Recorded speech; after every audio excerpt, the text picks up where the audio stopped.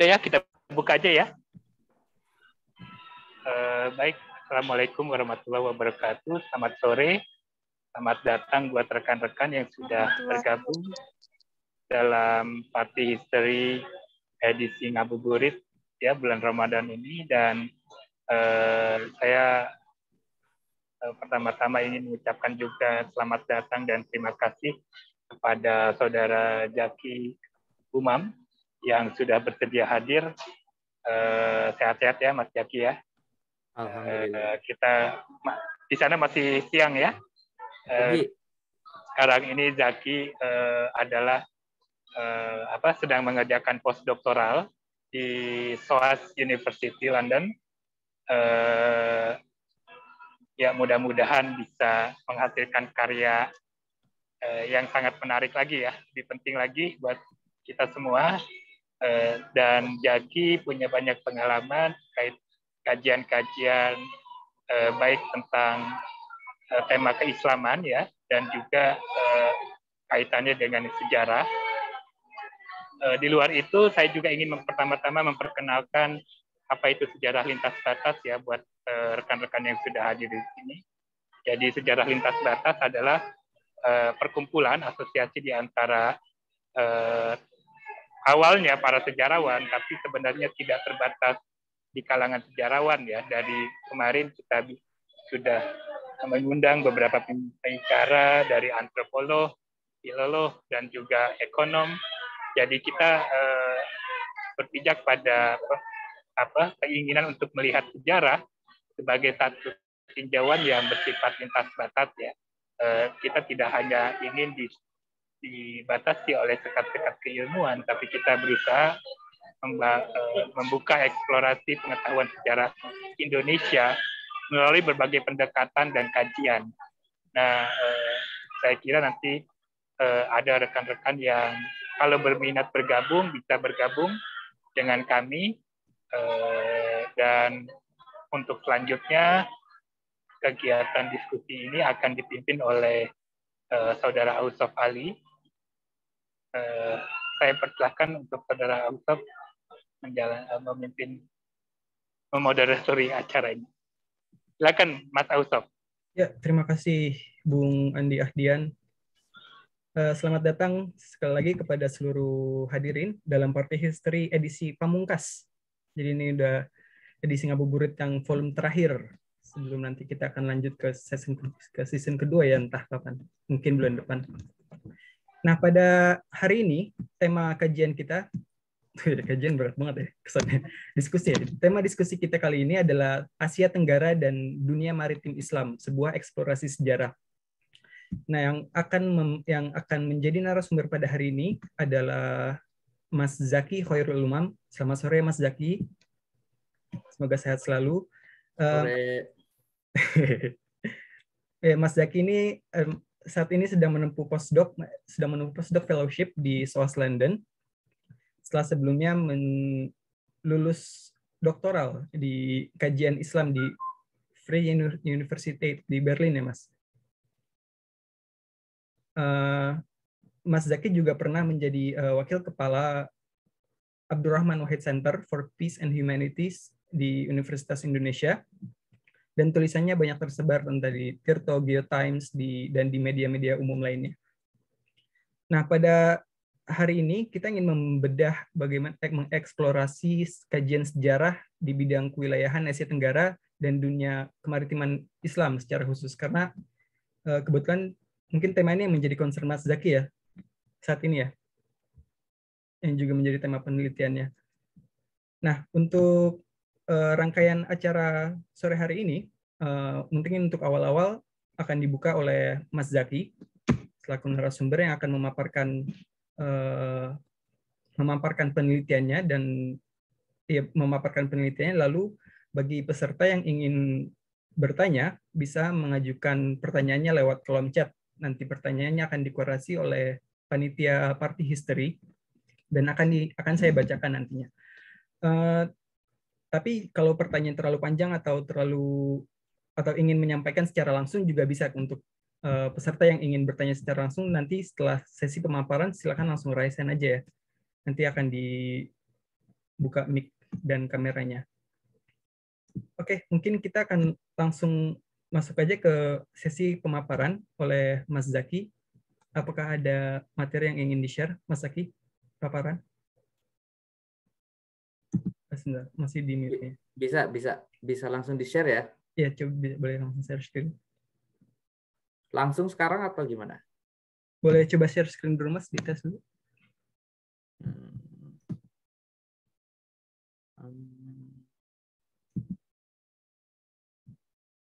Bentar. Sudah muncul? Belum kayaknya, Mas. Belum ya? Iya.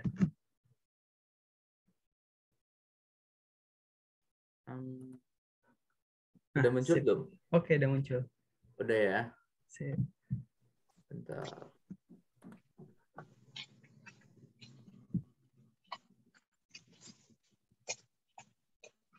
Ini Chat, kamu ke sana ya? Langsung dimulai?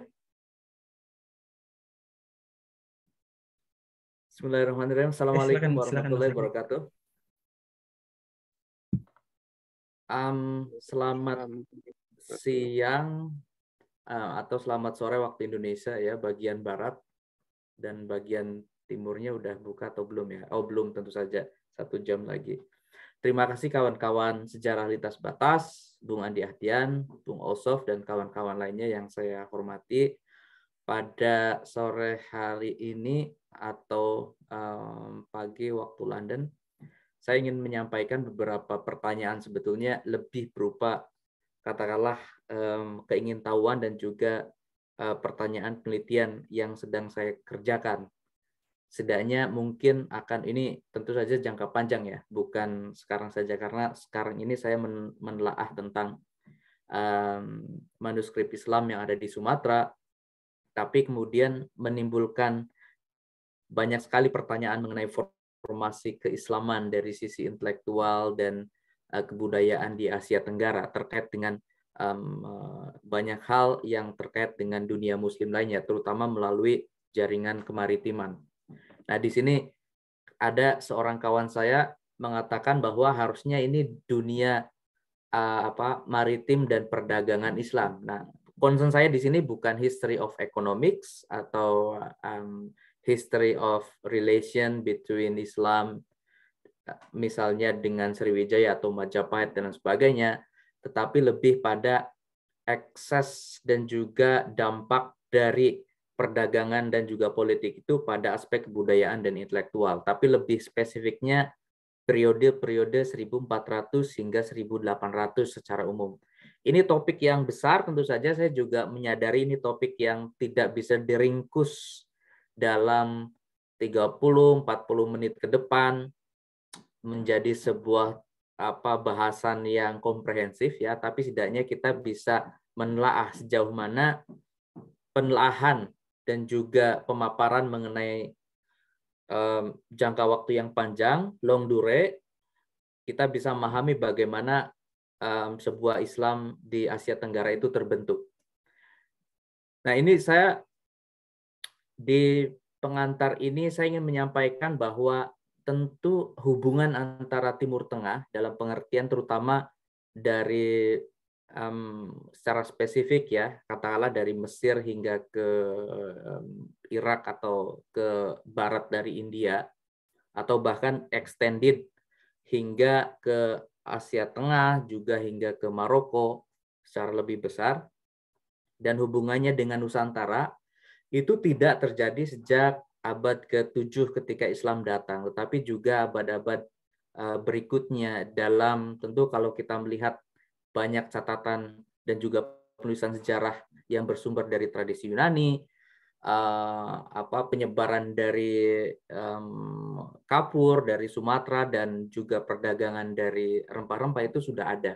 Dan kemudian Islam sebetulnya meneruskan dari tradisi hubungan secara kultural dan juga hubungan perdagangan itu dari abad-abad sebelumnya.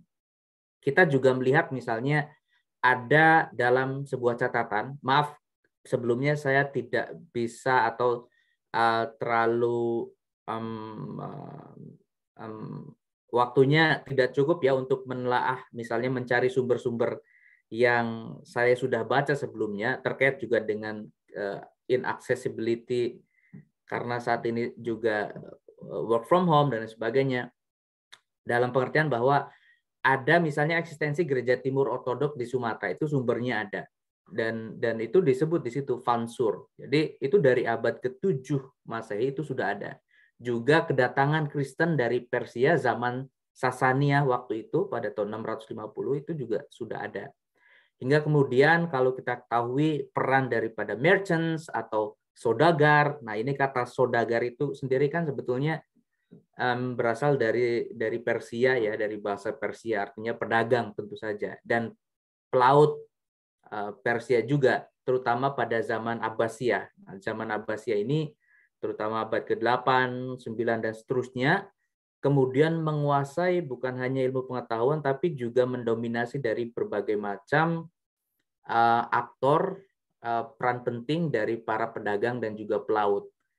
Jadi, nah ini juga kita nanti akan memahami bagaimana kemudian istilah-istilah seperti nahoda, istilah-istilah seperti bandar, bahkan khatulistiwa dan lain sebagainya itu berasal dari tradisi ini. Dan saya kira ini menjadi menarik ya, dari hal yang semantik linguistik kemudian kita menelaah dari sisi keterkaitan bukan the origins katakanlah, the transmission of ideas dan linguistic borrowings-nya, peminjaman dari bahasanya itu bisa kita telah dengan lebih baik lagi. Juga kemudian tentu ada hubungan, misalnya hubungan dagang yang sangat erat antara rezim Abbasiyah dan Sriwijaya. Kita juga ketahui dari misalnya sejarawan di Pakistan, Fatimi misalnya mengatakan bahwa ada surat dari Ratu Sima di Jawa kepada Imperium Islam pada abad ke-8 dan lain sebagainya. Menurut beberapa sumber dari Arab, tentu sumber dari Jawanya tidak ada karena kita relatif tidak memiliki tradisi relatif tidak memiliki tradisi manuskrip ya, tetapi sumber-sumber yang berdasarkan dari tradisi Jawa sekarang sisanya lebih pada tradisi prasasti dan lain sebagainya gitu. Nah, kemudian ada berbagai macam bukti arkeologi tentu saja, numismatik juga, dan tentu saja catatan lainnya menurut catatan Arab terutama, kita juga bisa menelaah dari catatan Cina dan sebagainya yang sudah banyak diteliti oleh para sejarawan. Bahkan hubungan tersebut kemudian antara dunia Muslim pada zaman itu dengan Majapahit juga erat.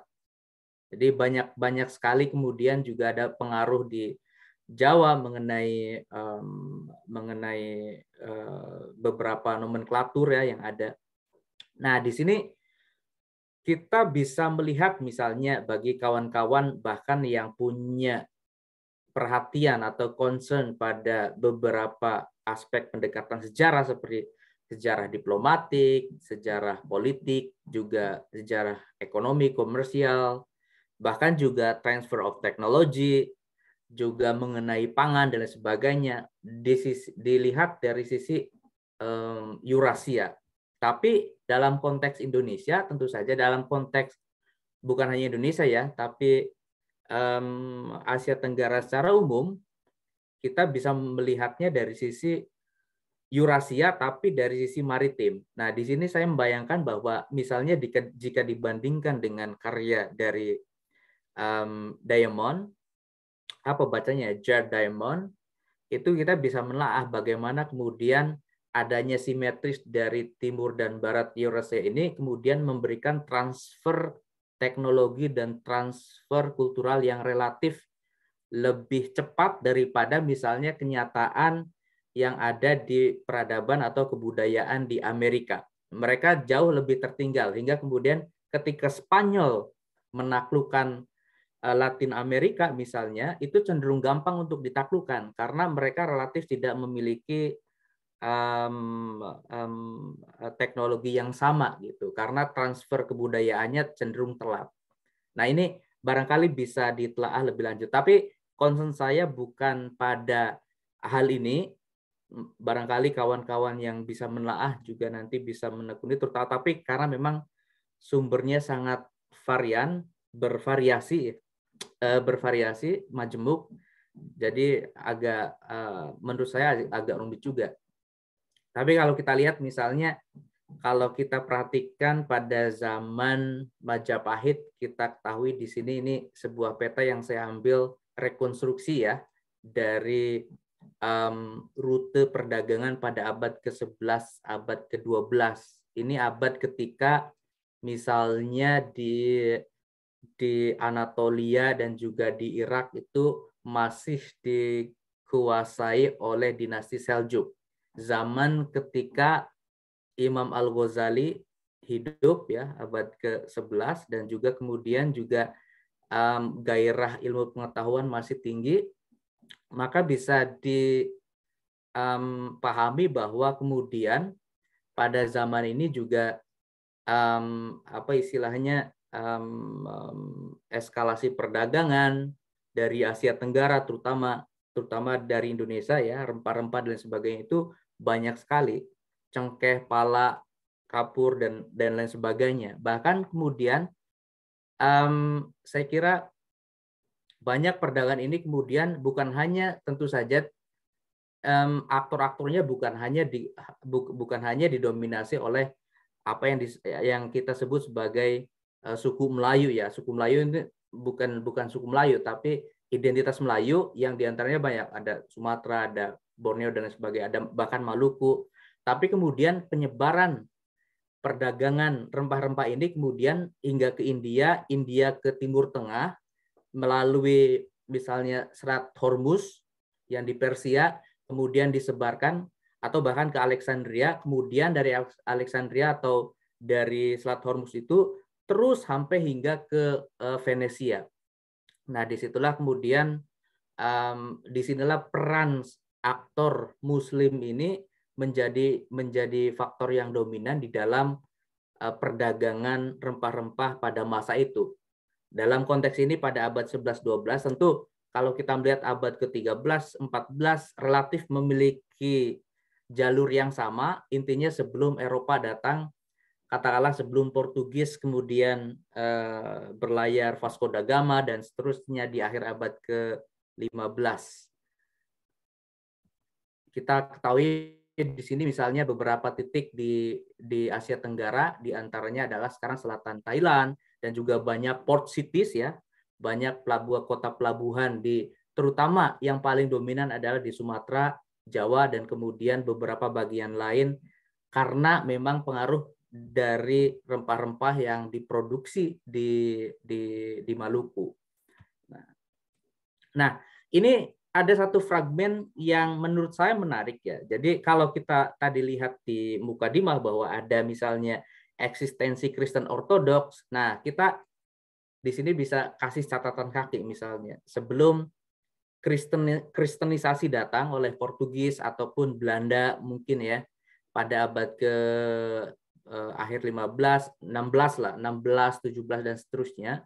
Kita ketahui bahwa pada abad ke-7 dan seterusnya itu sudah muncul Kristen Ortodoks dalam pengertian bahwa Kristen dari timur ini bukan dari yang di Eropa, tapi dari Kristen yang berkembang tentu saja dari Timur Tengah, baik itu dari Persia, dari Mesir dan lain sebagainya. Nah, kalau misalnya di India, kalau dibandingkan dengan konteks yang lebih besar ya, di India banyak juga muncul tradisi Suryani atau Syriak, itu harusnya di Indonesia juga ada, logikanya seperti itu, dan mulai abad ke-7 itu sudah ada. Nah, di sisi lain misalnya ada satu catatan di sini dari Cairo Geniza. Cairo Geniza ini secara singkat adalah kumpulan dari banyak arsip komunitas Yahudi yang tersimpan di Kairo, tetapi memiliki banyak sumber yang sangat kaya dari Mediterania hingga Samudra Hindia. Nah, ini salah satunya adalah salah satu surat dari yang dikirim kepada keturunan dari Maimonides. Maimonides ini adalah seorang filsuf teolog Yahudi yang sangat berpengaruh di Al-Andalus. hingga kemudian pindah ke Fustat di Kairo zaman Imperium Fatimiyah, dan sangat berpengaruh sempat juga ke Yaman, dan anaknya kemudian anak turunannya ada juga di Yaman. Intinya adalah ada seorang mengirim surat kepada Abraham Maimonides pada sekitar tahun 1200-an mengenai seorang pebisnis Yahudi yang meninggal di Fansur di Sumatera. Fansur pada zaman abad pertengahan, tanda petik menurut skala Eropa ya, dianggap sebagai salah satu kota pelabuhan yang sangat penting dan menguasai jalur perdagangan, setidaknya di wilayah Samudra Hindia bagian timur. Dan disinilah kita bisa melihat bahwa ada eksistensi yang beragam.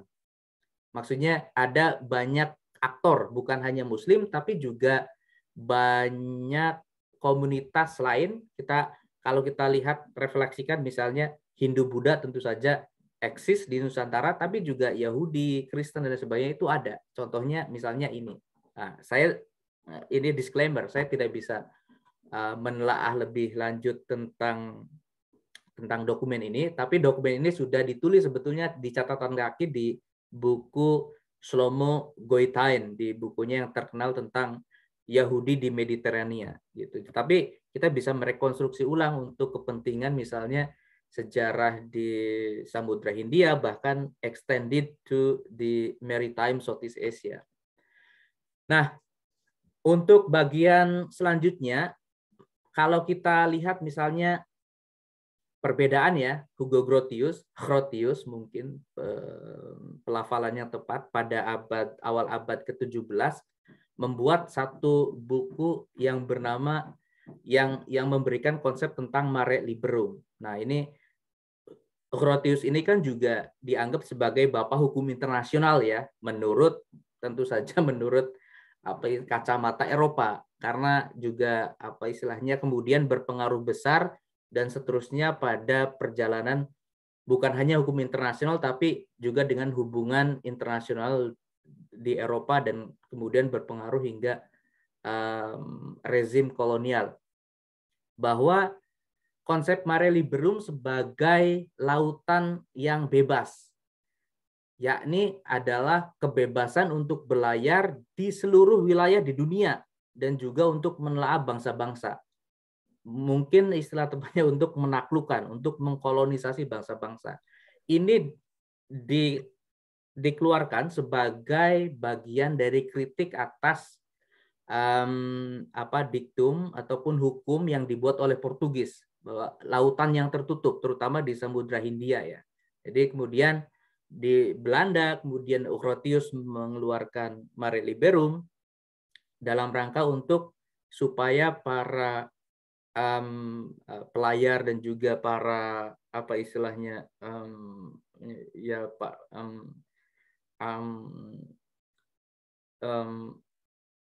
the origin of colonial power ya, kemudian bebas untuk berlayar di berbagai lautan, terutama di Samudra Hindia.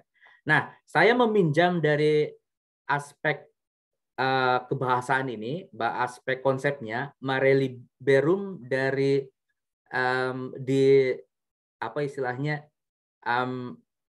pada zaman sebelum 1500 atau sebelum masa Portugis di abad ke-16, justru di sini saya ingin menempatkan bahwa Samudra Hindia itu bahkan hingga membentang hingga Laut Cina Selatan sebetulnya bisa dianggap sebagai Mare Liberum dalam jaringan maritim Islam.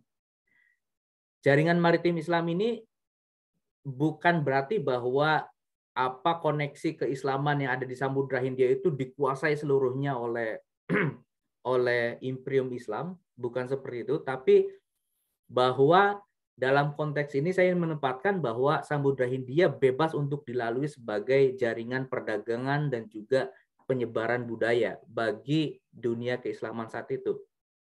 Nah, di sini kita bisa melihat misalnya Imperium Hindu-Buddha dan Islam bebas bertransaksi, berbagai kelompok agama juga bebas berinteraksi. Ada catatan misalnya di abad ke-15, mungkin juga merefleksikan era sebelumnya, ada pernikahan antar agama yang umum, misalnya di Sumatera antara perempuan muslimah dengan lelaki pagan, mungkin maksudnya Hindu-Buddha itu ada.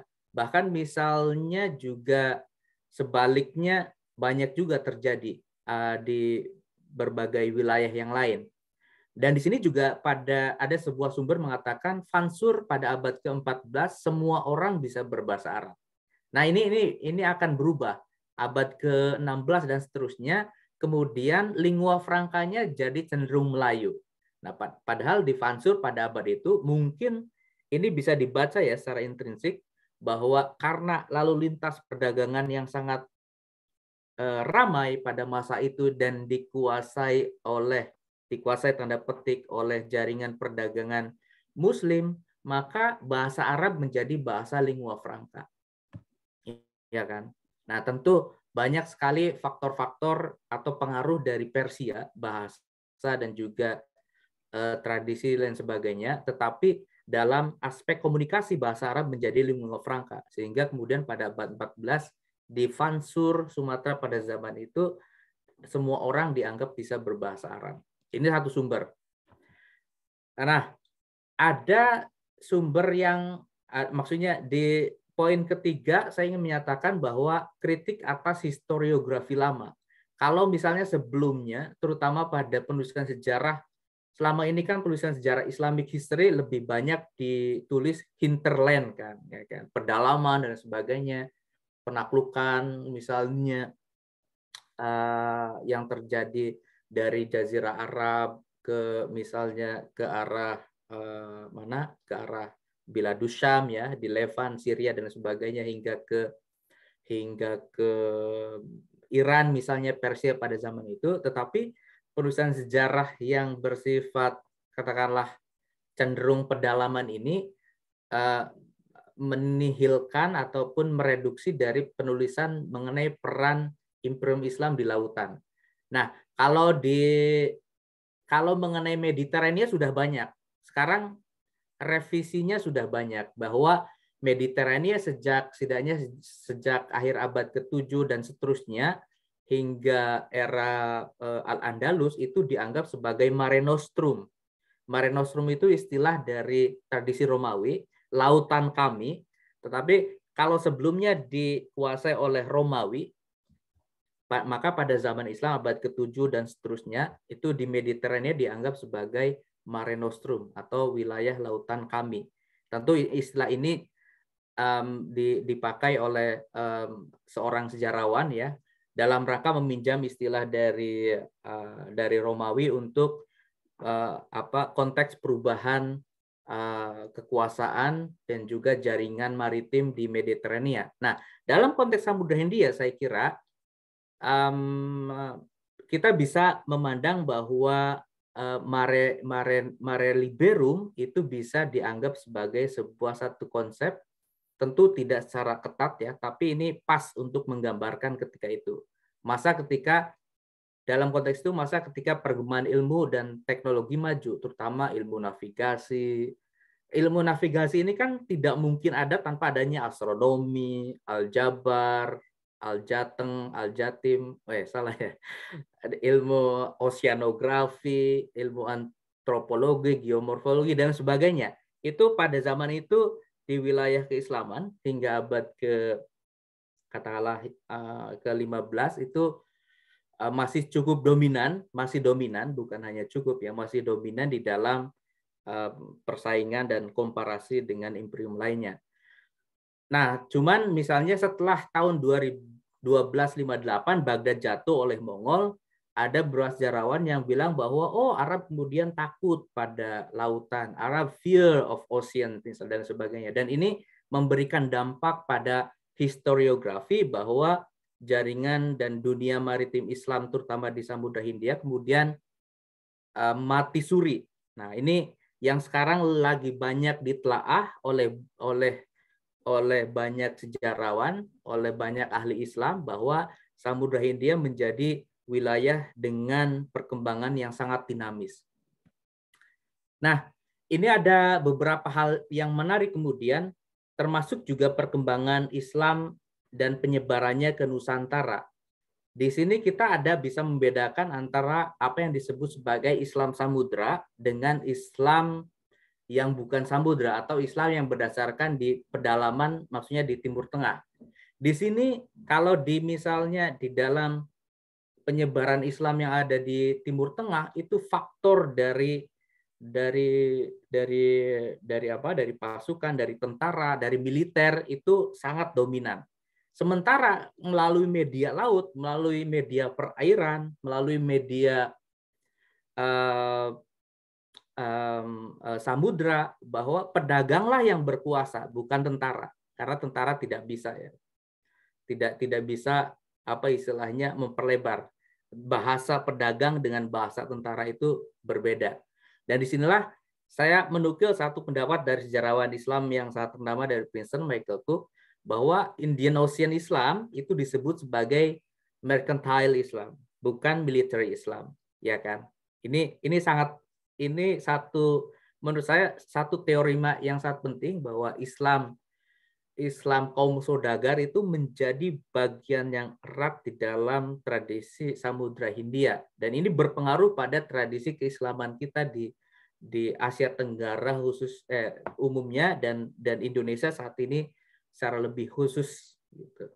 Bukan melalui militer. Makanya kemudian ada, kalau pendapat klasik kan bilang bahwa inilah yang menyebabkan kemudian penyebaran Islam di Asia Tenggara itu bersifat pasifik ya, bersifat damai, bukan melalui kekerasan. Nah, ini benar adanya.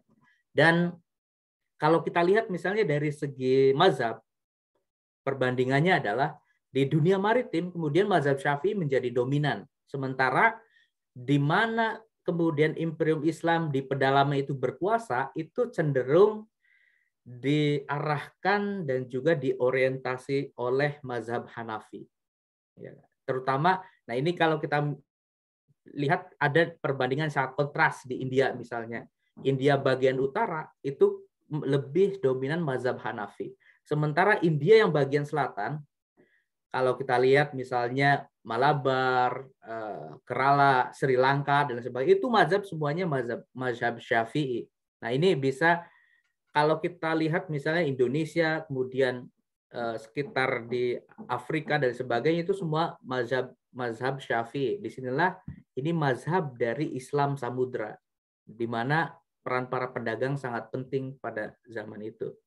Nah, saya ingin menambahkan hal yang juga sangat krusial ya sebetulnya di dalam hubungan antara Timur Tengah dan Asia Tenggara pada periode sebelum 1500, di mana kalau kita lihat misalnya di sini, saya kira ini juga salah satu yang perlu ditulis ulang dengan lebih baik, terutama dari perspektif Asia Tenggara ya, Asia Tenggara dalam ilmu geografi Islam. Nah, yang pertama secara singkat bahwa tentu ada transmisi dari pengetahuan zaman Yunani, Ptolemy, ke kemudian ahli geografi, astronomi, dan seterusnya di dalam tradisi Islam, lebih spesifiknya oleh bangsa Arab, Persia, dan lain sebagainya. Kemudian kita lihat kemudian dari tradisi penulisan Al-Masalik wal Mamalik, misalnya yang ditulis oleh Ibn Khordadbeh, seorang Persia, hingga kemudian Ibnu Majid pada abad ke-15. Ini tapi kemudian juga diteruskan pada zaman Utsmani, tapi ini di sini kita mencukupkan hingga abad ke-15. Terus kemudian ada banyak nama Asia Tenggara, baik itu yang partikular kecil maupun yang besar. Misalnya penyebutan Zabaj sebagai terminologi nomenklatur untuk mewakili wilayah maritime Southeast Asia. Terus kalau kemudian disebut pada abad-abad berikutnya 14 dan seterusnya Biladul Jawa atau Jawa, itu mungkin satu infleksi ya, satu apa istilahnya, mungkin derivasi dari penyebutan dari Zabaj, yang kemudian banyak sejarawan juga dan linguis menyatakan ini terkait dengan Sribuja, Sriwijaya dan sebagainya. Tetapi kita menganggap hal ini sebagai untuk menyebut bagian untuk menyebut keseluruhan pas prototo. Apakah Jawa itu misalkan sebetulnya Jawa, tapi sebetulnya untuk menyebut keseluruhan Asia Tenggara. Itu satu debat yang ya tersendiri ya. Tapi yang ingin saya juga menjadi perhatian yang penting ini dari sisi linguistik ya, penyebutan Jazairul Hind itu sudah cukup lama ditulis. Setidaknya kalau kita lihat misalnya salah satu karya penting dalam literatur filosofis kesusastraan Islam pada awal abad ke-12 oleh Ibn Tufel, Hai Ibn Yaqzan misalnya. Di situ disebut salah satu pulau yang penting yang kemudian membuat bangsa Arab dan bangsa Persia sangat takjub ya, wow, itu disebut sebagai Pulau Wak-Wak, ya kan. Ini bukan hanya Ibn Tufel yang nyebut, tapi juga ilmuwan seperti Al-Qazwini, terus juga dan banyak ilmuwan lainnya pada masa the age of discovery Islam waktu itu ya, yang sangat luar biasa muncul, kemudian memberikan rasa takjub. Nah, Pulau Wak-Wak ini pulau yang digambarkan imajinatif ya, kaya dengan emas, tapi juga misalnya juga banyak aspek imajinatif lainnya yang kemudian mungkin itu tidak benar. Tetapi saya ingin mengatakan di sini Ibn Tufel menulis misalnya Pulau Wak-Wak itu terletak saya lupa teks aslinya, tetapi kalau tidak salah adalah fi Jazairil Hind tahta khotil istiwa. Jadi di kepulauan India persis di bawah khotil istiwa, di bawah garis khatulistiwa. Nah ini kalau kita telah tidak mungkin misalnya apa yang disebut sebagai Al-Hind ini, ya kan, India, Aljazair misalnya Sri Lanka dan sekitarnya, itu secara astronomi geografis dari dulu sampai sekarang posisinya di atas, tetapi di sini disebutkan tahta khotil istiwa, di bawah garis khatulistiwa. Artinya adalah kepulauan India yang ada di sepanjang garis ekuator khatulistiwa. Maka kemudian saya bertanya-tanya juga, jangan-jangan penamaan Eropa, Logan dan juga Kal pada abad ke-19 ya, dari Skotlandia, dari Inggris juga, yang kemudian dipopulerkan oleh Adolf Bastian di Jerman, dalam bahasa Jerman mengenai kepulauan Indonesia akhir abad ke-19, jangan-jangan nomenklatur ini sebetulnya sebelum mereka menciptakan berdasarkan kata dari bahasa Yunani dan Latin, Indos dan Nesos itu, ini sebetulnya sudah menjadi bahasa yang umum di dalam nomenklatur tradisi Arab Persia, yaitu Jazairul Hind. Artinya kan sama, ya kan? Indos, Al-Hind, Nesos, Jazair, kepulauan India. Nah, ini salah satu keingintahuan saya untuk menelaah dari sisi semantik, tapi juga mungkin transmisi dari nama-nama ini. Nah, kalau kita lihat misalnya di poin berikutnya, kalau kita membaca literatur Arab, itu selalu Asia Tenggara itu dianggap sebagai sebuah terra incognita, wilayah ataupun bumi yang katakanlah majhul ya, yang tidak diketahui, karena banyak sekali misalnya sebutan-sebutan yang paling utama adalah Al-Hind dan As-Sind, antara India dan Cina. Akhbarul Hind was-Sind, kabar-kabar atau chronicle about India and China. Jadi wilayah di antaranya itu cenderung dianggap sebagai terra incognita. Tentu kita bisa membayangkan hal ini dari sisi saat ini ya, karena pada masa itu tentu saja tidak ada yang dinamakan misalnya ASEAN dan sebagainya. Tetapi kalau untuk melihat misalnya menulis sejarah sebagai agensi ya ke Asia Tenggara atau lebih spesifiknya keindonesiaan, ini sangat penting menurut saya untuk ditelaah lebih lanjut bahwa wilayah antara Hind, Sind itu juga penting. Nah, itu terkait dengan salah satu. Nah, kemudian pertanyaan yang muncul di benak saya dan juga terutama beberapa tahun belakangan ini dan kemudian dikuatkan oleh banyak manuskrip yang masih saya baca hingga saat ini juga adalah bagaimana membaca jaringan maritim di Samudra Hindia dan kemudian Asia Tenggara sebagai interaksi dinamis kebudayaan dan juga silang pengaruh antara Islam dan budaya lain. Dan kemudian sejak abad ke-15 akhir misalnya, Islam menjadi Big Bang di wilayah Sumatera, Jawa, dan kemudian Nusantara.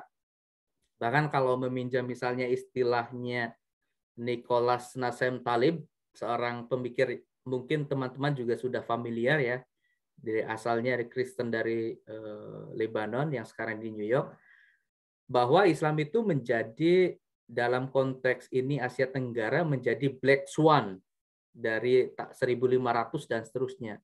Ketika kemudian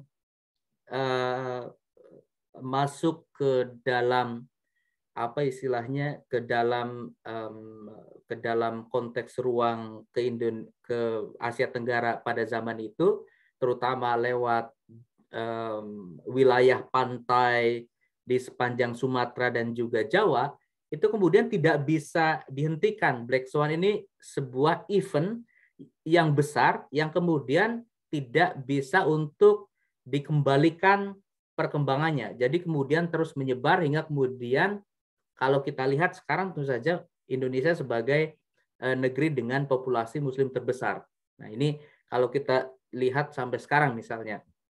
Dan kemudian yang terakhir adalah bagaimana Islam, politik, dan kebudayaan kita baca dalam konteks bahari. Nah, ingat, saya kira ini salah satu kata yang penting, negeri bahari, negeri maritim, ya kan. Sebelum maritim itu kan bahasa dari Eropa gitu. Misalnya kalau sebelumnya kita sebut negeri bahari. Bahari itu kan sendiri dari bahasa Arab, misalnya bahri, misalnya kelautan. Dan ini sebetulnya secara kalau kita meminjam istilahnya dari Lombard ya, geologi kebudayaan itu ya mulai bahwa wilayah keindonesiaan sebagai negeri bahari itu dimulai dari ekspansi Islam yang bersifat mercantile Islam itu, kemudian hingga dari 1400 hingga 1800 kira-kira seperti itu.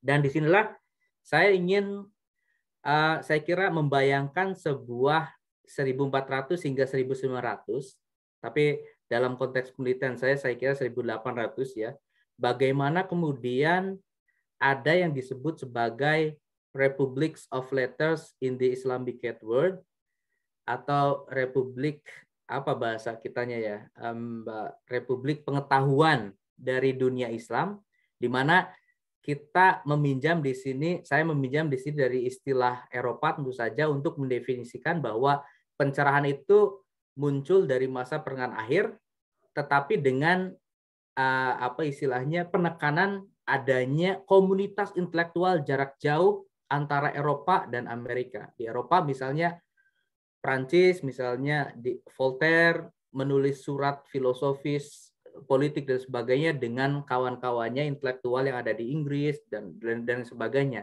Nah, dalam waktu bersamaan sebetulnya fenomena adanya Islamic Republic of Letters itu juga ada. Bahkan jauh sebelum adanya Renaissance ya di Eropa itu sudah ada. Beberapa penelitian belakangan misalnya Al-Musawi di Columbia University sudah menulis tentang Islamic Republic of Letters in the Medieval Era.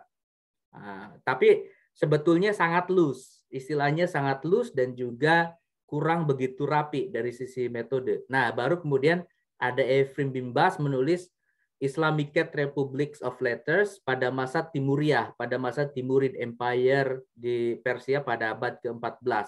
Dan di situ banyak Republic of Letters, Islamic Republic of Letters dipandang sebagai formal and informal networks, di mana jaringan intelektual dan kultural itu bukan hanya muncul di satu tempat secara spesifik regional, tapi juga jauh, misalnya dari Persia hingga ke Kairo hingga ke dan sebagainya.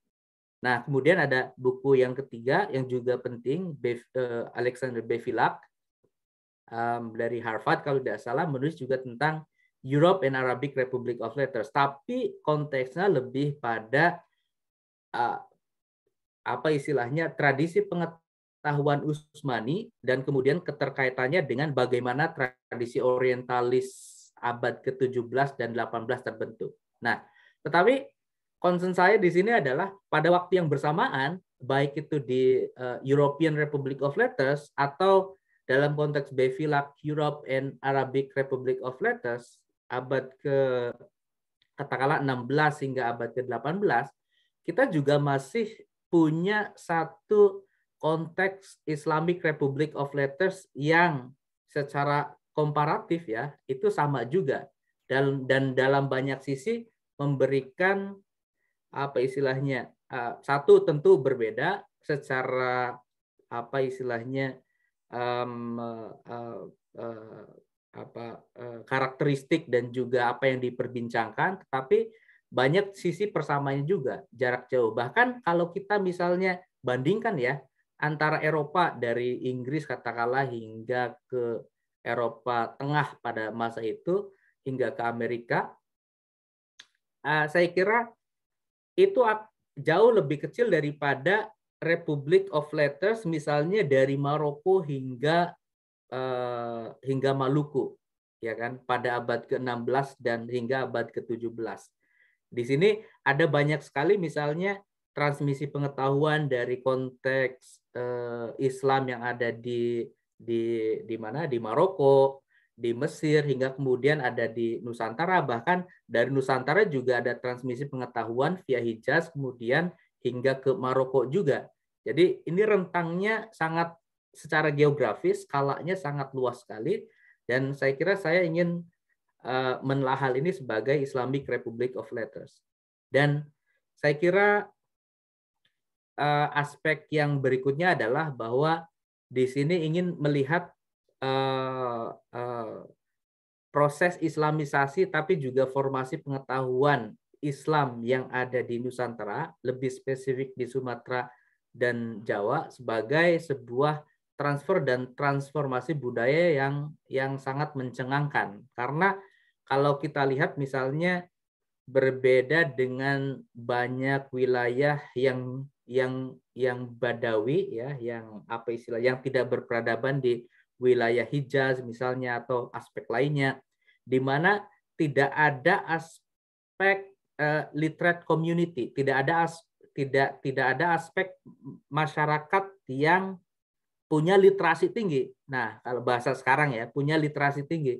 Tetapi pada konteks Nusantara, sekitar 1000 tahun kalau kita lihat misalnya buku yang ditulis oleh Sheldon Pollock misalnya tentang God and Power, saya lupa judul lengkapnya, dia menciptakan istilah Sanskrit Cosmopolis ya. Di Nusantara termasuk wilayah India juga sudah ada tradisi 1000 tahun, literasinya sudah ada. Jadi ketika Islam muncul, literasinya sebetulnya sudah sangat tinggi. Katakanlah hingga zaman penulisan negara Kertagama itu sudah sangat keren banget dari sisi tata negara dan juga statecraft ya istilah sekarang itu gitu. Jadi dan di proses pencengahan itu karena ada faktor masyarakat dengan literasi tinggi, tapi kemudian Islam yang masuk melalui jaringan Islam Samudra itu, tetapi kemudian bisa berpengaruh dan bisa menjadi faktor yang bisa mentransformasikan budaya dengan jalur yang lain. Nah. Kemudian saya ingin melihat bahwa jaringan maritim yang kalau kita lihat tadi ya sebelum 1500 kita sudah melihat di mukadimahnya, dan juga kemudian sedikit beralih ke abad ke-16 hingga abad ke-18, saya ingin melihat jaringan maritim bukan hanya sebagai jaringan perdagangan dan juga jaringan politik misalnya, tetapi lebih sebagai mediasi religio intelektual. Disinilah saya kira penulisan sejarah kultural dan intelektual menjadi penting ya. Dan kita bisa melihatnya misalnya ada beberapa hal yang bisa kita kemukakan di sini. Yang pertama adalah formasi Sufi di Nusantara. Dari misalnya pembentukan yang ada di Asia Tengah abad ke-14 hingga kemudian di tarekat-tarekat Sufi yang ada di India abad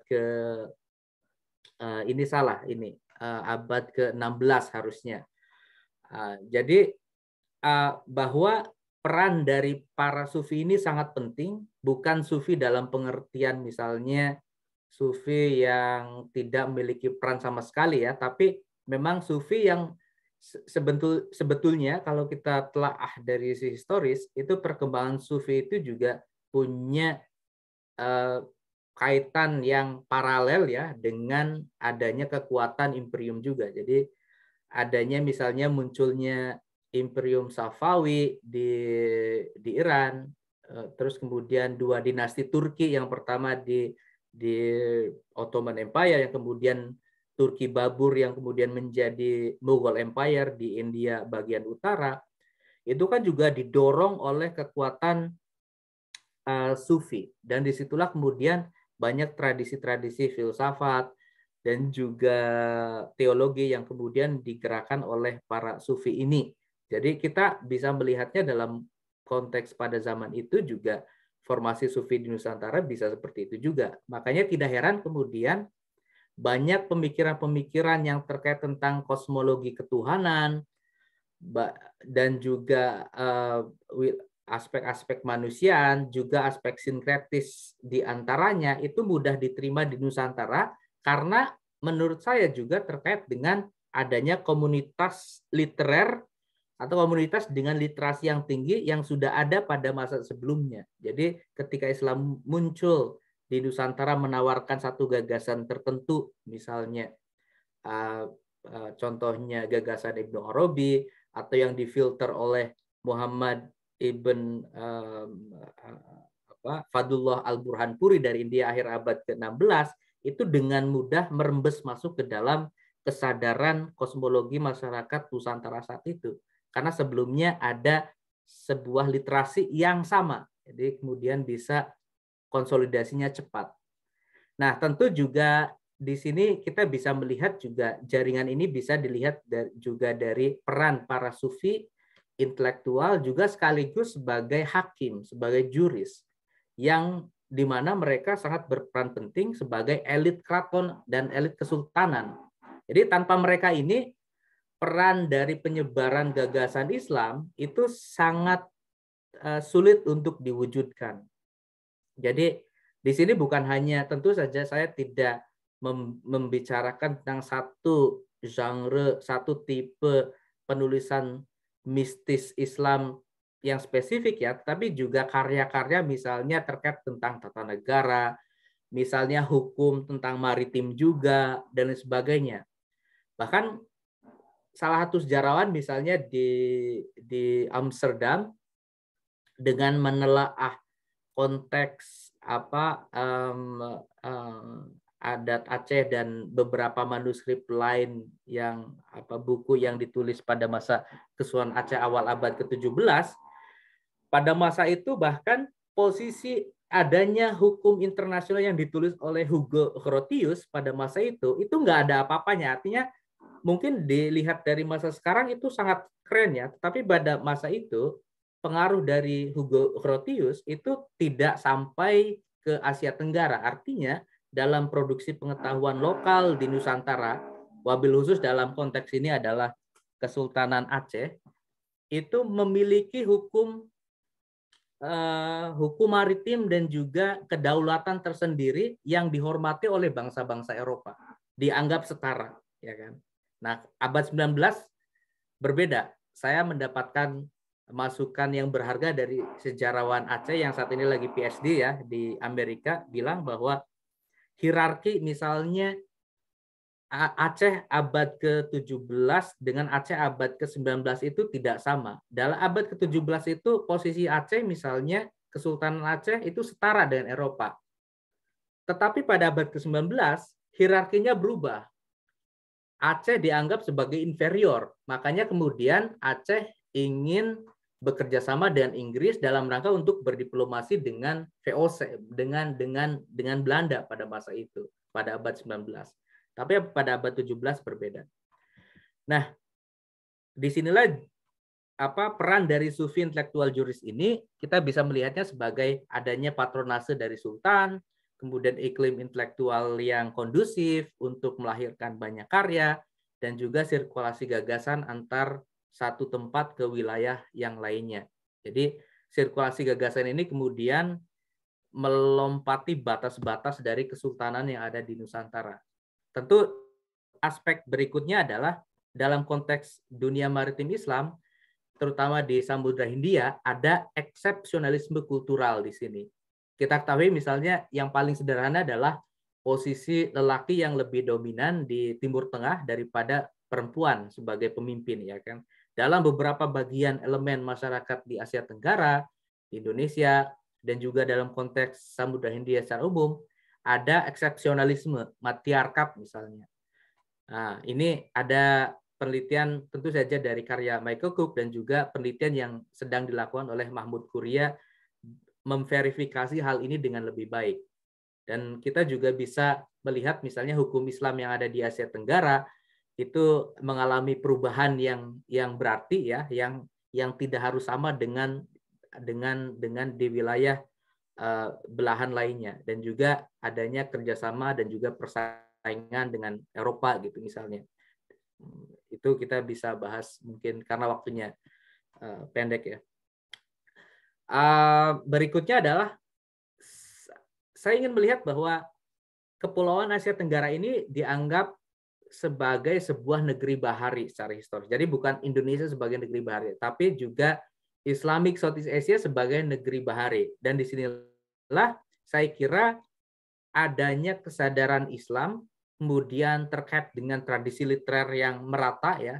Kalau kita lihat banyak manuskrip ya, manuskrip yang misalnya yang khusus membahas tentang pembahasan yang sangat elitis ya, yang sangat canggih, itu mungkin buat kelompok tertentu, misalnya kelompok intelektual, tetapi juga muncul banyak karya naskah yang kemudian disebarkan kepada publik secara umum, dan disinilah kemudian tradisi literer muncul.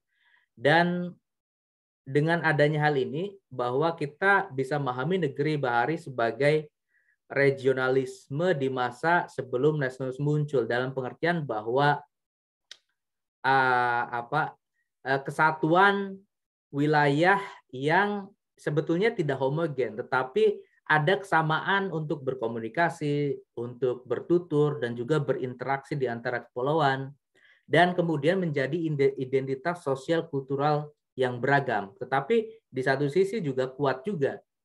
Nah, disinilah saya kira ada perubahan, misalnya kalau kita lihat di Fansur, bahasa Arab dominan, tapi kemudian juga kita melihat misalnya pengaruh dari bahasa Melayu sebagai lingua franca di regional Asia Tenggara itu menjadi sangat penting dalam konteks pembentukan regionalisme Islam di kawasan ini. Dan saya kira ini menjadi penting kalau kita bandingkan misalnya ya dengan karya-karya yang ada.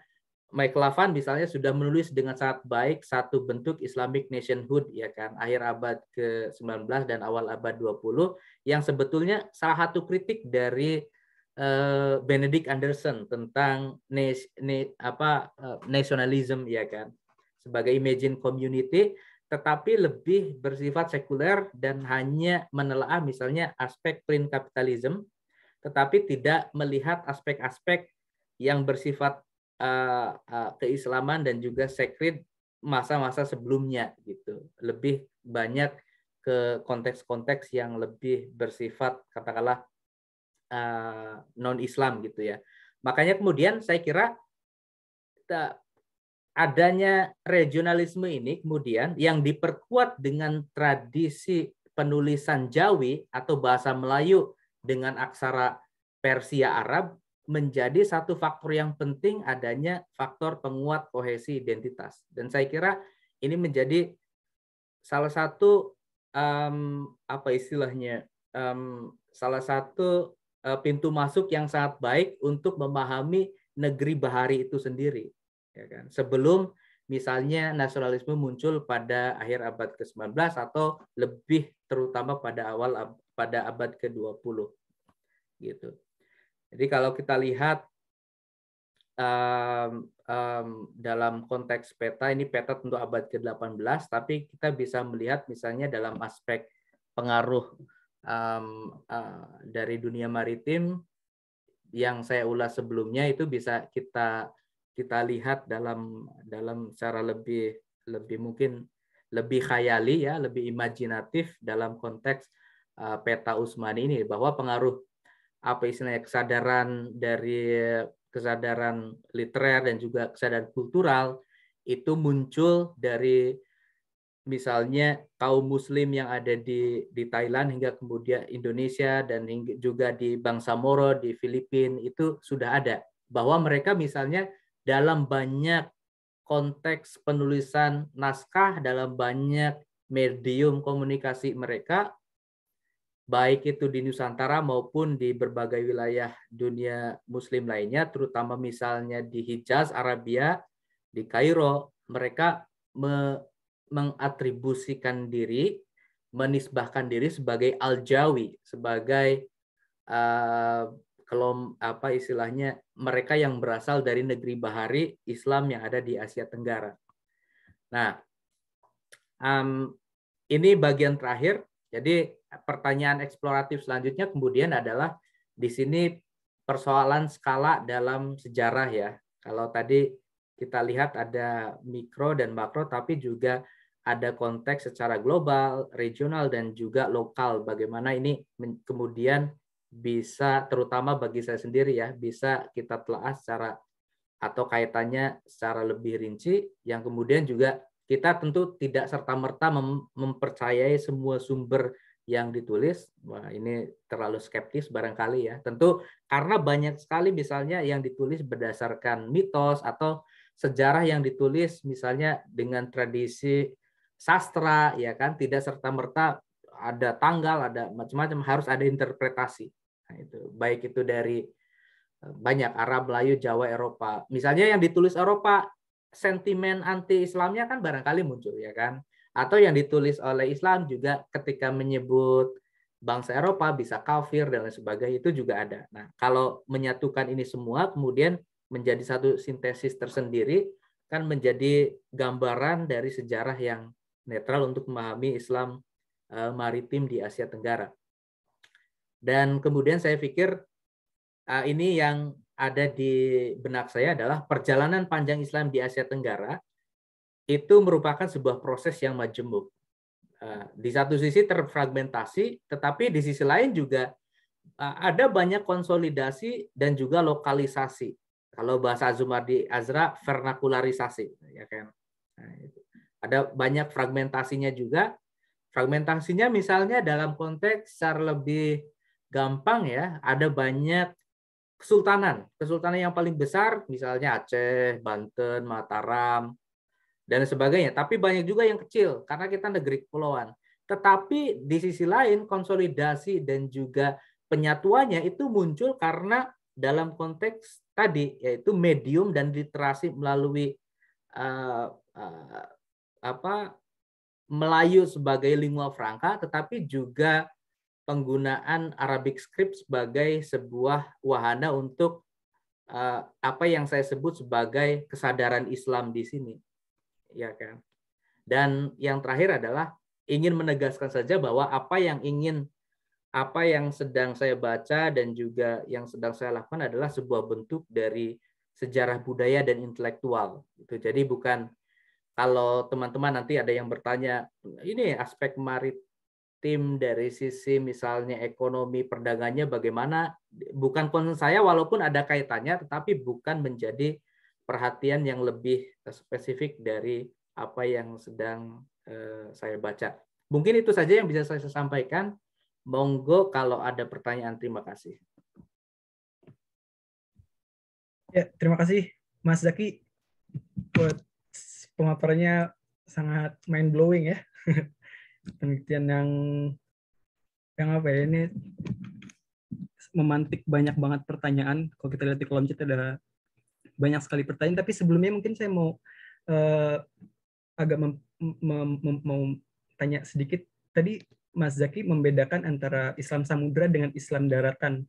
Nah, itu sebenarnya basis atau dasar Mas Zaki membedakan ini apakah berdasarkan profesi gitu, kalau Islam Samudra itu pedagang, kemudian atau bukan orang-orang yang punya otoritas gitu dari kerajaan atau dari peradaban di suatu daerah, ataukah berdasarkan geografisnya berbeda, tempat mereka berangkat apakah berbeda gitu, atau sebenarnya apa dasar pembedaan Mas Zaki tentang Islam Samudra dengan Islam daratan ini atau Islam pedalaman tadi?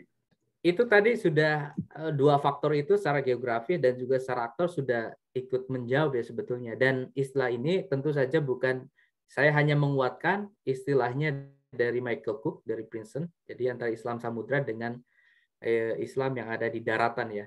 Jadi saya kira benar bahwa dari sisi geografis karena berbeda tentu lebih spesifiknya di sini Samudra Hindia, dan karakter yang keduanya adalah karena memang pedagang di sini kemudian tidak ada satu ikatan yang sangat kuat loyalitasnya dengan misalnya dengan penguasa, dengan sultan ya kan.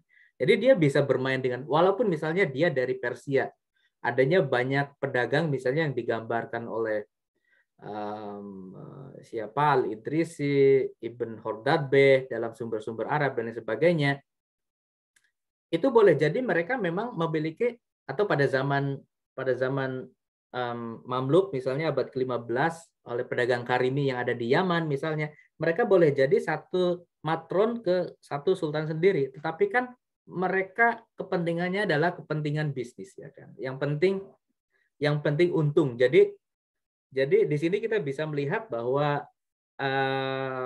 sejauh mana mereka bisa menghasilkan keuntungan itu juga menjadi satu faktor di mana loyalitas mereka sebetulnya cenderung lebih fleksibel, ya kan. Tapi di sisi lain tentu juga kita bisa melihat misalnya adanya pedagang ini di banyak sisi juga bukan pedagang saja, tetapi juga penyebar misi keislaman.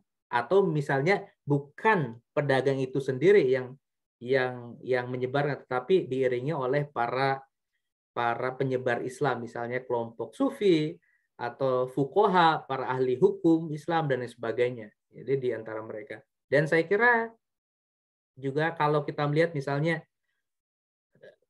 membaca ini ya, Ibnu Battuta misalnya. Mengapa Ibnu Battuta pada abad ke-14 dari wilayah North Africa, Afrika Utara hingga kemudian ke Nusantara bahkan hingga ke Cina, kan dia tidak mungkin menuliskan risalah ini kalau dia tidak didukung oleh dana dari oligarki, dari para pedagang ini.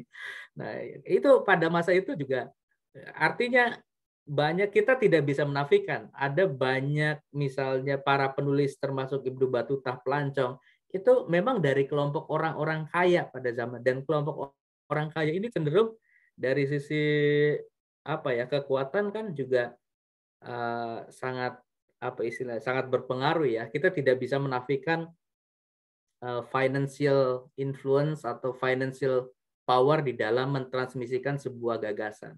Jadi kita tidak lagi menerima bahwa Islam diterima Sufi dan sebagainya, tetapi menafikan aspek material dari hal ini, para pedagang dan sebagainya, yang kemudian menjadi katalisator di dalam saya kira di dalam pembentukan Islam dalam konteks oseanik atau kesamudraan itu sendiri.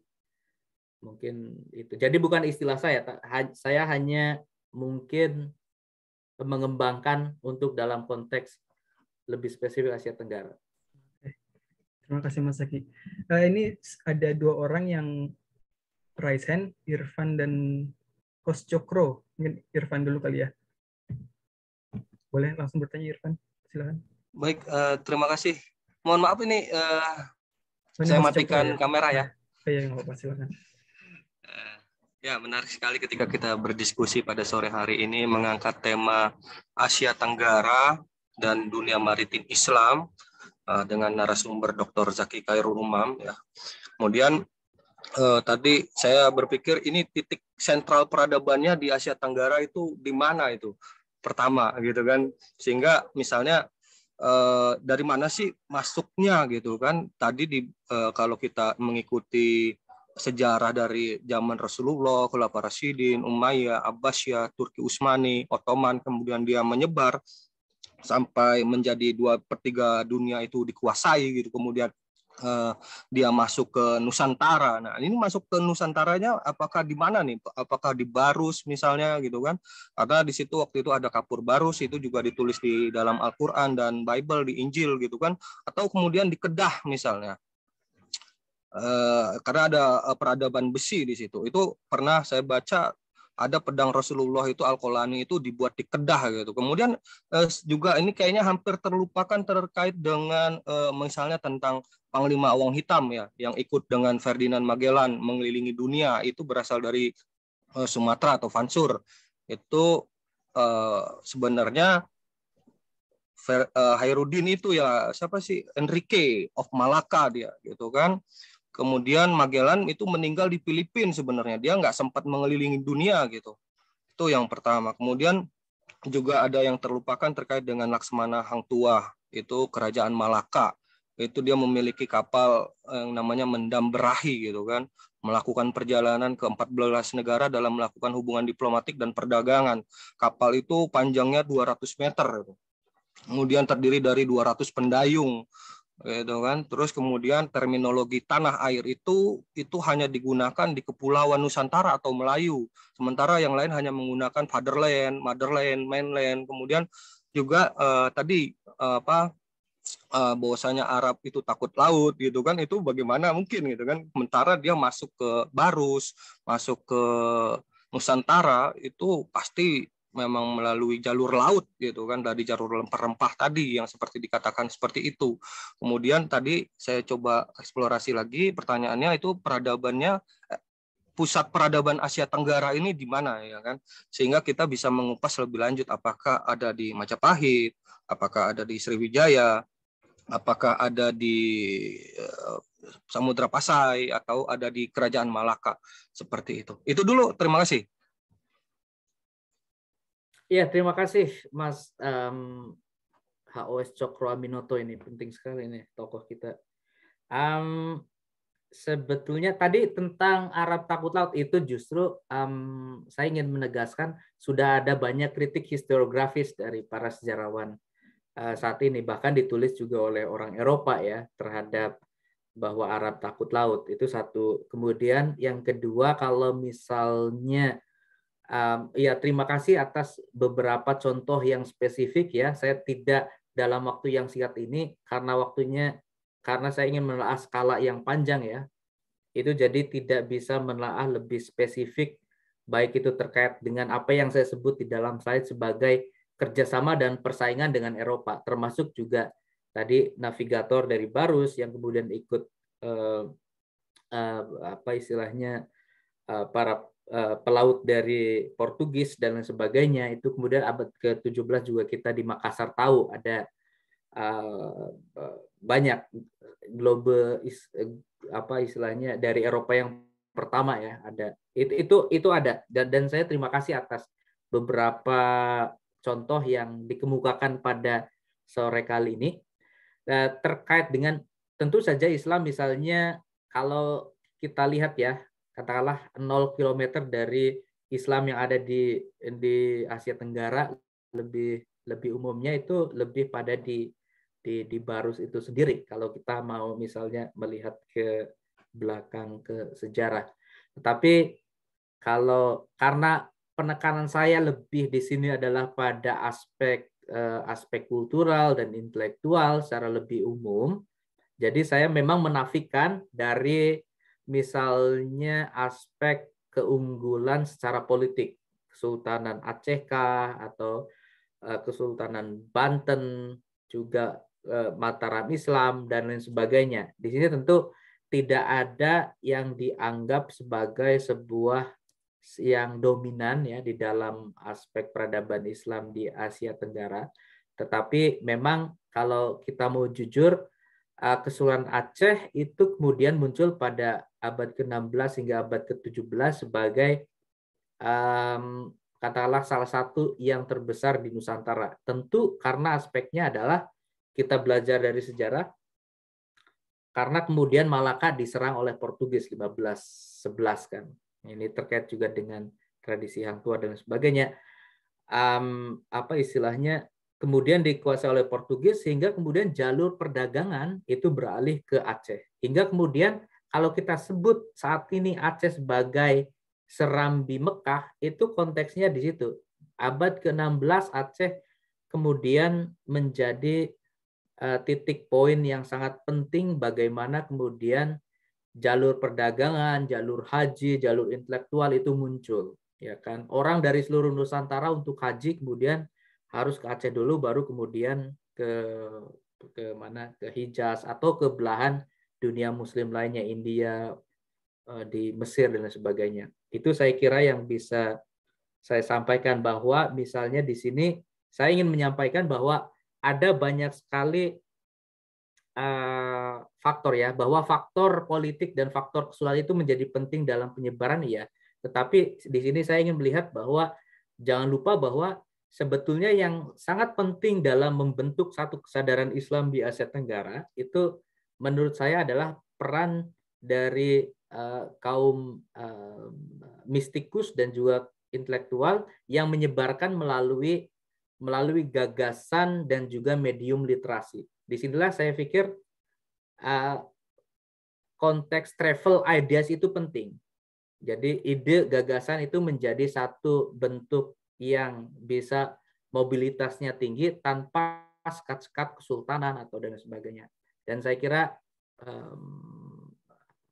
itu yang barangkali mungkin kalau tulisan misal sejarah tentang Kesultanan A, sejarah Kesultanan B, atau sejarah masa misalnya Iskandar Muda dan sebagainya itu kan sudah banyak. Tetapi kalau kita melihat misalnya satu titik temu kesamaan, terutama di Asia Tenggara atau bahkan terkait dengan konteks wilayah regional dan juga global yang lebih luas, kita bisa harus melihat ada aspek budaya dan juga intelektual yang harus ditelaah, yang justru melintas batas itu. Itu saja mungkin yang bisa saya sampaikan. Oke, kita masuk ke pertanyaan yang dari chat ya. Ada yang menarik satu dari Daya Wijaya. Pertanyaan pertama, saya tertarik dengan peta yang ditampilkan oleh Mas Zaki, baik di slide pertama maupun yang di background. Apakah Mas Zaki memiliki informasi, apakah ada peta dari sebelum abad 17 yang diproduksi oleh orang-orang dari dunia Islam? Jadi selama ini Mbak Daya memvisualisasikan jaringan maritim dari hasil identifikasi berbagai sumber menggunakan aplikasi GIS ya.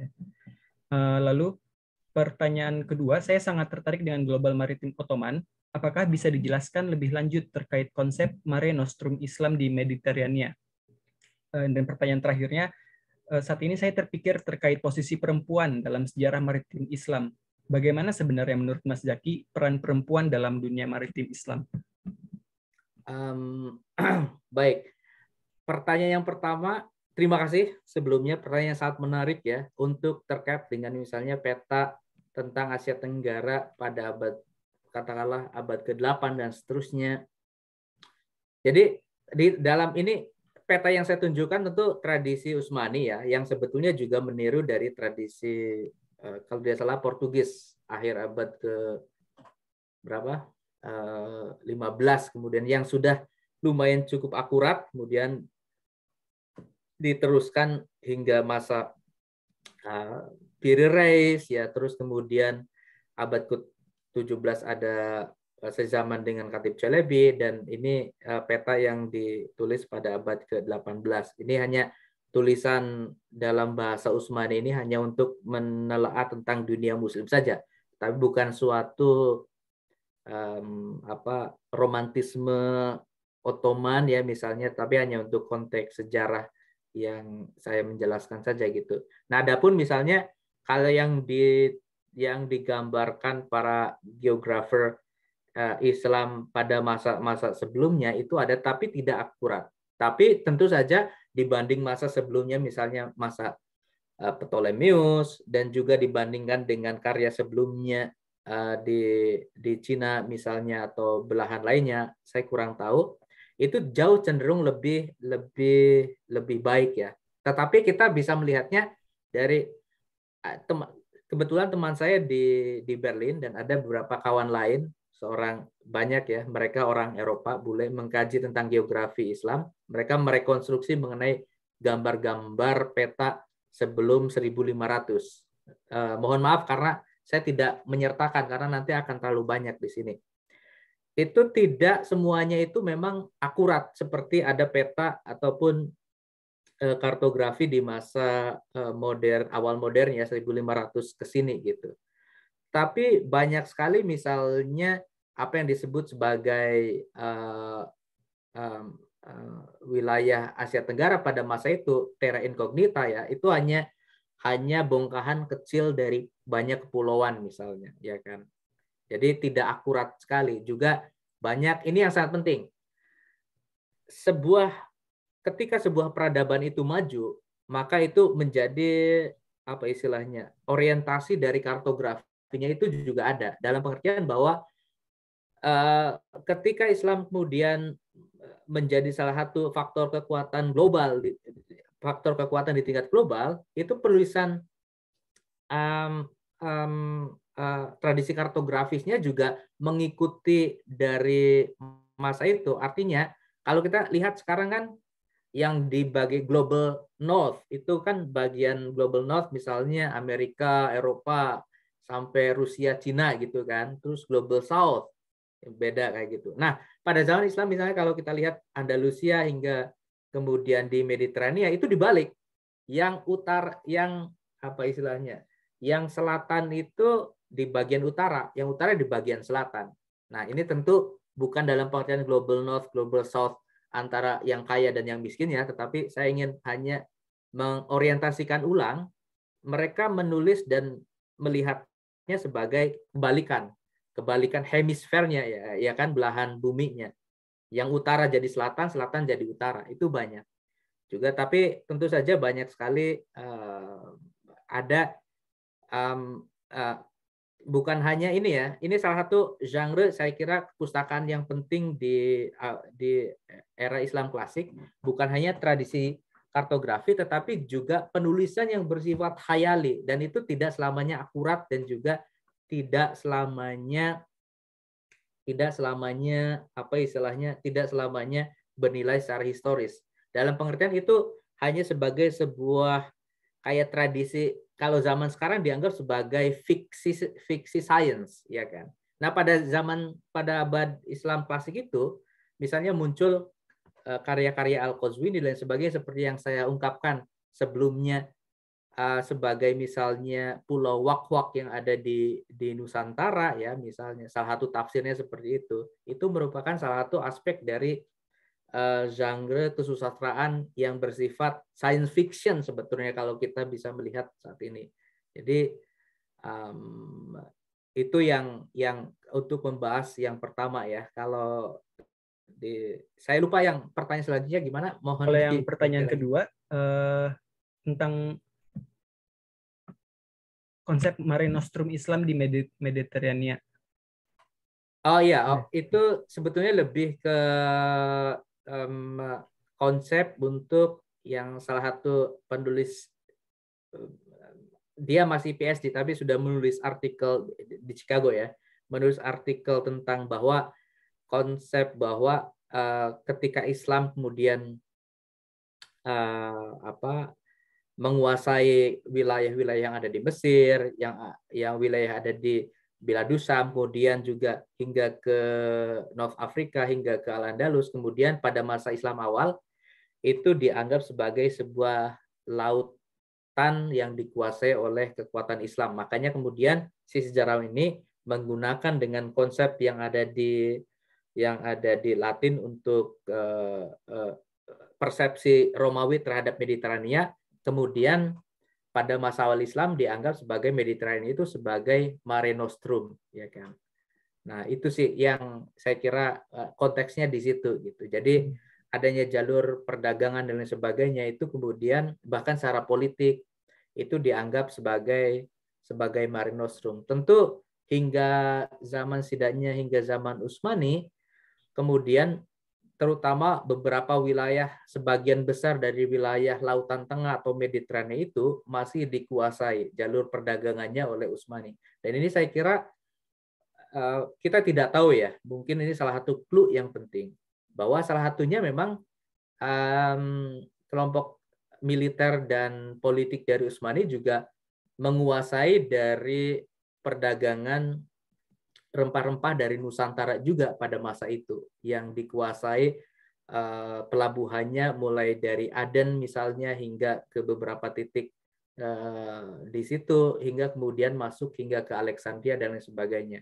Jadi saya pikir itu faktor yang kemudian kenapa misalnya bisa saja misalnya Imperium Utsmani kemudian membuat boykot ya terhadap supply dari perdagangan dari Nusantara, tetapi kan dalam konteks ini tentu ada perjanjian internasional dan juga interaksi dan juga transaksi perdagangan pada masa itu ya. Jadi katanya bukan hanya permusuhan antara Holy League misalnya Holy League yang ada di Eropa dengan Ottoman Empire pada abad 17, tapi juga ada transaksi yang bersifat fluid dan dinamis. Mungkin dalam konteks sekarang kalau kita lihat Inggris misalnya, Inggris secara diplomatis anti terhadap Rusia, tetapi di sisi lain juga masih mengimpor gas gitu. Itu konteks.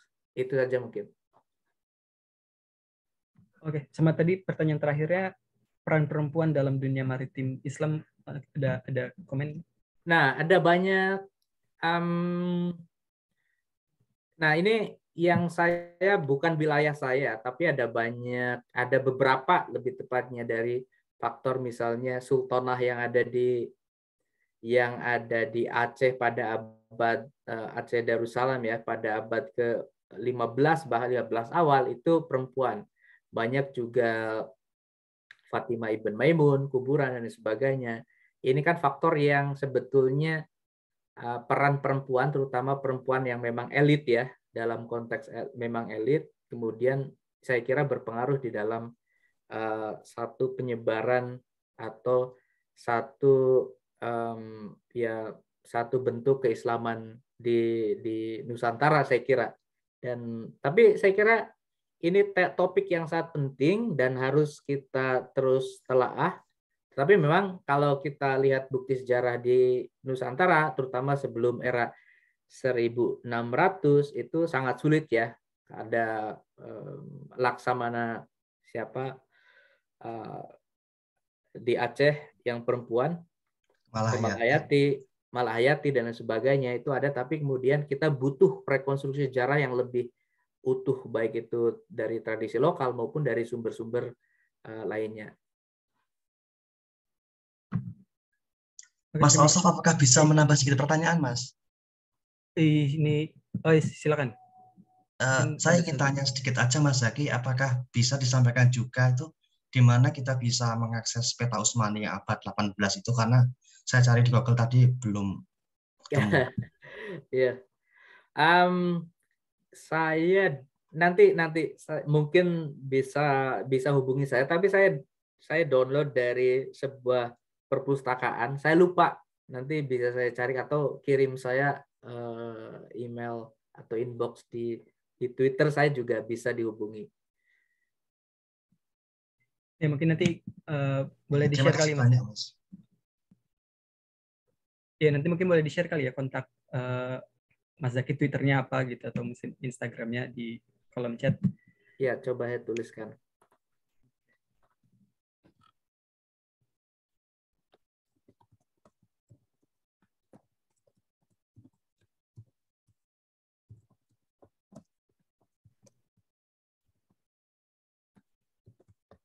Sip, ada pertanyaan selanjutnya? Mungkin ini terakhir sih, sekarang kita udah jam 5, mungkin udah masuk ke waktu udah mendekati akhir.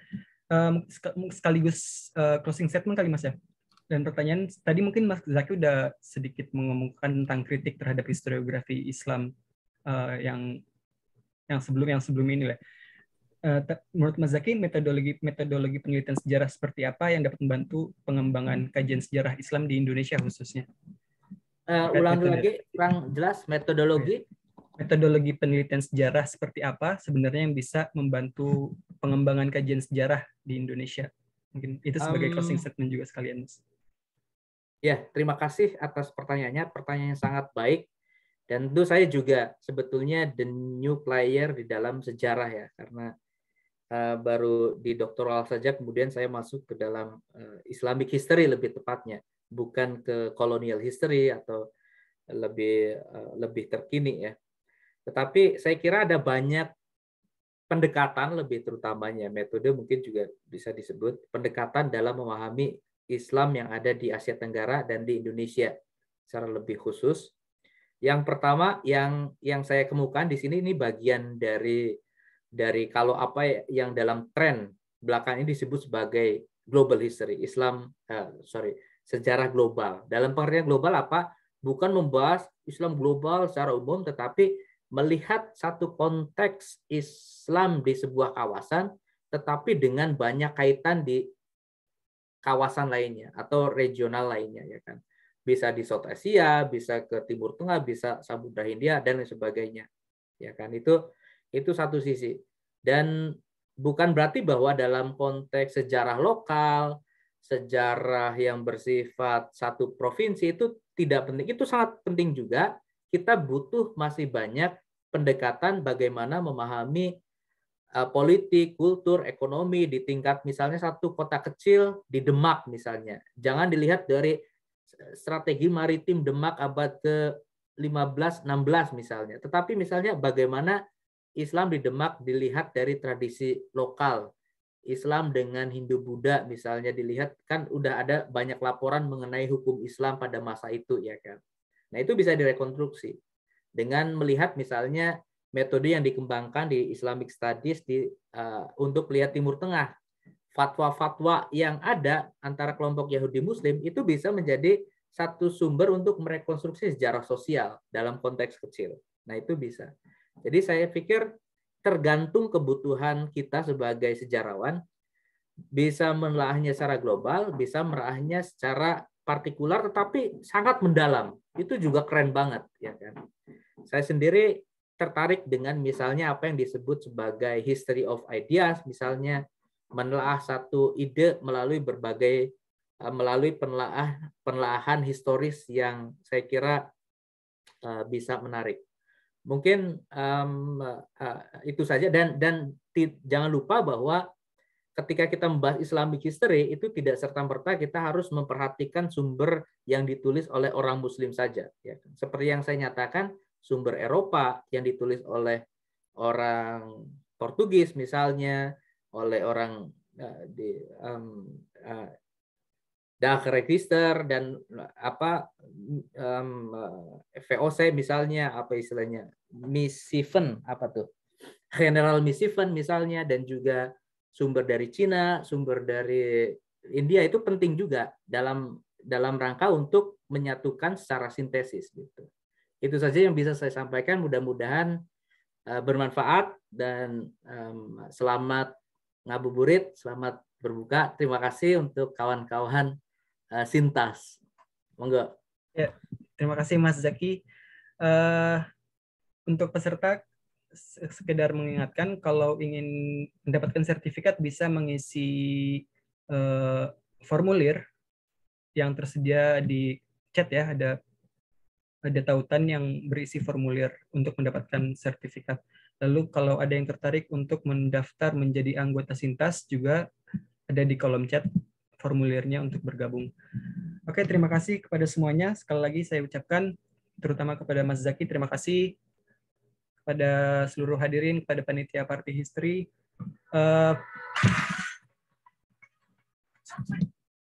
Untuk Party History ini akan yang menjadi yang terakhir.